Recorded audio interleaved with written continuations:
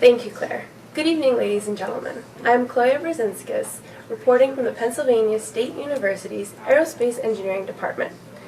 The Aerospace Engineering Department here is ranked amongst the top 20 accredited universities in the nation and home to the most brilliant minds in the world.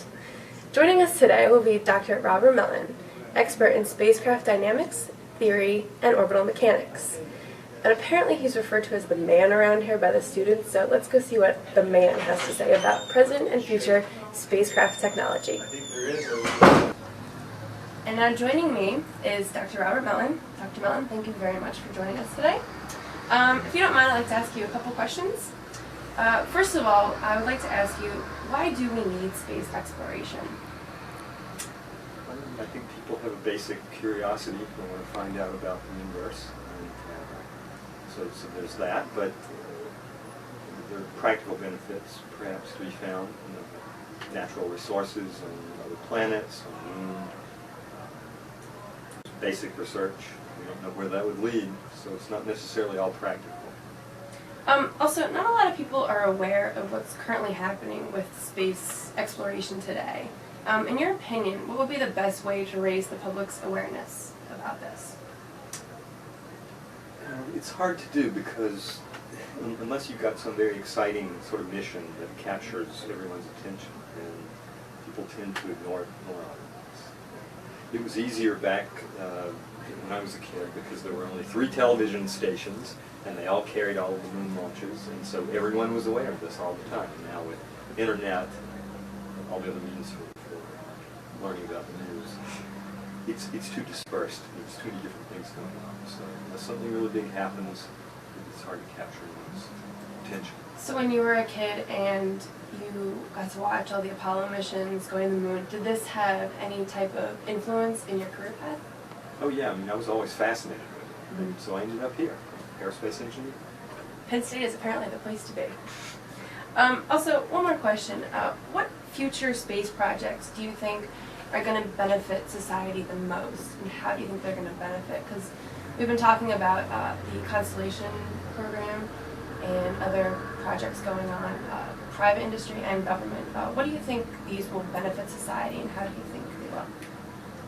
I think there are 2 ways that any of these missions benefit society. One is if the missions have people on board, that captures the public's attention, especially school children and junior high kids, and they want to get involved in this. Unfortunately, those missions are incredibly expensive, and the scientific return from those missions is pretty low compared to the cost. However, they benefit in that they capture the public's attention. The other kinds of missions that benefit the public are not so exciting, but they have a tremendous return for the investment. And these are the small scientific missions, and we don't hear much about these, and it's hard to get people excited about them. Nevertheless, they're important. And these are the missions that also have a lot of medical spin-offs from all of this stuff. And medical spin-offs, a lot of spin-offs for electronics, for materials, many different facets of technology. Well, thank you very much for your time. We really appreciate it. And reporting from the man's office, back to you, Claire. It's very important for the people of the world to understand why we need these space programs today. There have been numerous technological advances credited to the many space programs of the world.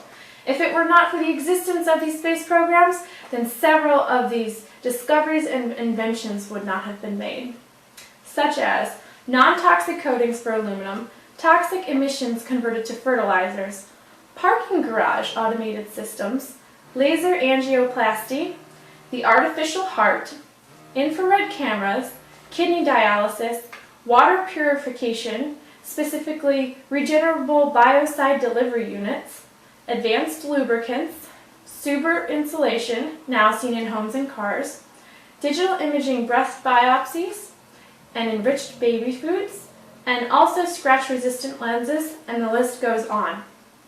These technological advances would not have been possible if it weren't for the space program. Space explorations have obviously made an immeasurable impact on everyday life here on Earth. Space exploration is needed so these advances in technology can continue. Despite the $2.4 trillion budget today, there is less than 0.8% spent on the entire space programs. And this percentage continues to decrease. The continuum of space programs needs to occur, otherwise the world may be robbed of these thousands of technological advances that make everyday life easier. The future of NASA. In 2004, NASA's vision for space exploration was unveiled. The key highlights of this vision include returning the space shuttle to flight, completing the International Space Station and retiring the shuttle in 2010, beginning robotic missions to the moon in 2008, and have a human return by 2018, and to continue the robotic exploration of Mars and the solar system, and lastly, develop a crew exploration vehicle to send humans beyond Earth orbit. Again, it's extremely important that these exploration programs to continue in the future, despite program budget cuts that occur. Public awareness of these space programs will undoubtedly improve when NASA returns to the moon.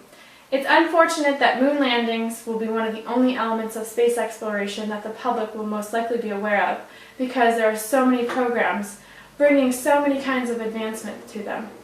NASA's vision for the future will continue to bring new ideas, innovation, and inventions to the world if they are through space exploration programs. And a quote from NASA's administrator, Michael Griffin: "Throughout history, the great nations have been the ones at the forefront of the frontiers of their time. Other companies will explore the cosmos, whether the United States does or not. And those will be Earth's greatest nations in the years and centuries to come.